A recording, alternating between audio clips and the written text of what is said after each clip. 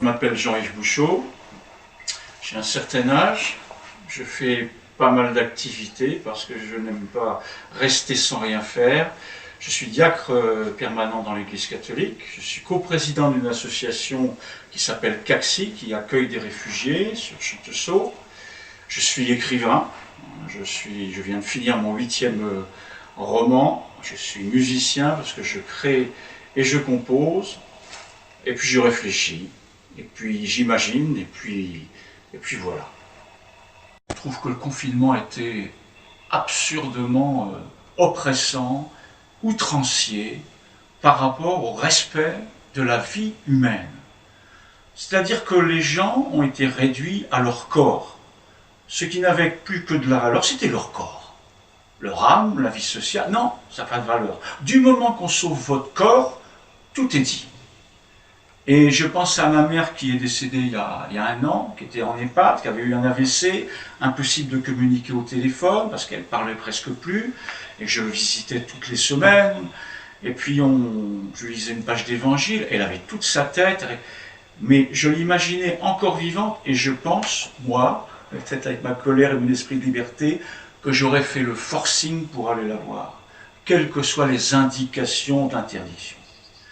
Parce que là, vient en jeu la conscience. En ordre général, je suis obéissant quand ma conscience n'est pas incluse. C'est-à-dire que, j'en parlerai peut-être tout à l'heure pour les célébrations, tout ce que j'ai à faire, je mets mon masque, je prends mes gestes barrières qui vont protéger les autres, sinon me protéger, voilà. Mais à un moment donné, la conscience vient, et on a oublié la conscience. Et je me suis dit comme ça, j'aurais été infidèle aux choses importantes, aux choses qui me sont chères si je n'avais pas été voir ma mère. Si j'avais obéi aux injonctions de ne pas passer la porte de l'EHPAD. Avec un masque, je me serais lavé les mains, j'aurais pas touché les murs, j'aurais été droit à la porte de ma mère et j'aurais été l'embrasser. Et là, j'aurais accompli mon devoir de fils. Un homme dont la femme est morte le lundi de Pâques, d'une maladie subite qui l'a prise en 3 jours, elle était partie.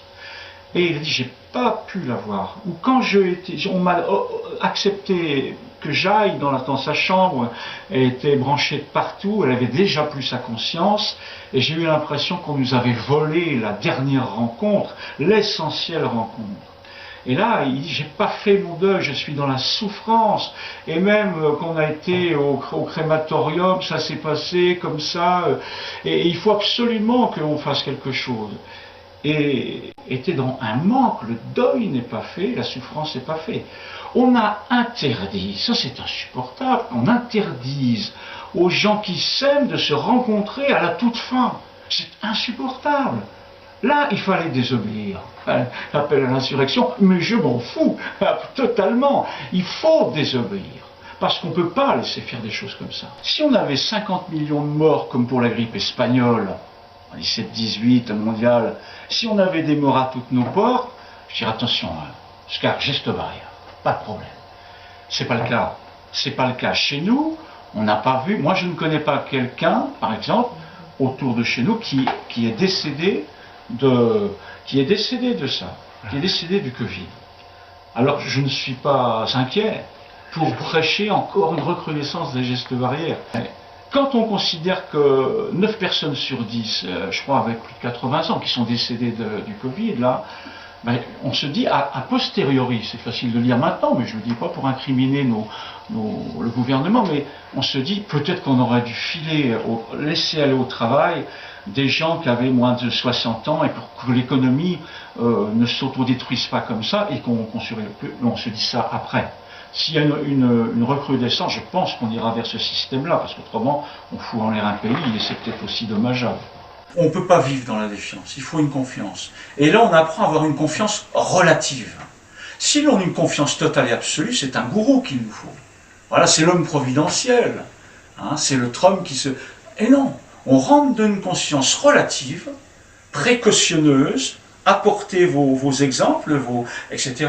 Et ça, c'est intelligent. Ça relève de la sagesse. La confiance à tout craint, non, ne relève pas de la sagesse. Même moi, par rapport à ma foi, sans cesse, je remets en cause ce qui peut me faire douter pour avancer. C'est toujours pour avancer que l'on entre dans le doute. C'est pas pour être tétanisé par le doute, c'est pour avancer et pour accepter de vivre avec. Il faut accepter de vivre avec le doute, c'est tout. Puis après, on va attacher notre confiance à l'un ou à l'autre, au professeur Raoult ou au professeur, je ne sais plus, Salomon, enfin, etc. Et puis on se dit, ah ben non, il s'est trompé, ah oui, mais l'autre aussi s'est trompé. Eh ben on va avancer comme ça, avec des hommes imparfaits, parce que nous sommes des hommes imparfaits nous-mêmes. C'est tout. Et puis c'est tout. Puis c'est pas inquiétant. On va arrêter de marcher comme des somnambules, c'est ça mon espoir.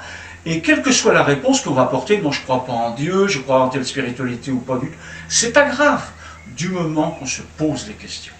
Du moment que l'homme, il ne marche pas comme un automate, mais qui s'arrête, y compris par rapport aux forces, comme je disais tout à l'heure, apprendre la désobéissance à cause de la conscience, pour moi c'est une valeur fondamentale. On a tellement été éduqués, surtout dans le confinement, à l'obéissance, et on s'est bien comporté, moi le premier, on a obéi au truc. Mais il y a un moment donné, je redis, il faut savoir désobéir quand la conscience est atteinte. Pour moi, ce serait ça que je retiens de mon passage par cette étape de confinement. Là. Voilà. Sur la conscience, vite, un mouchoir. Surtout ne pas se poser de questions. Et c'est comme ça qu'on finit par mettre les juifs dans les wagons. Sur la conscience, vite, un mouchoir.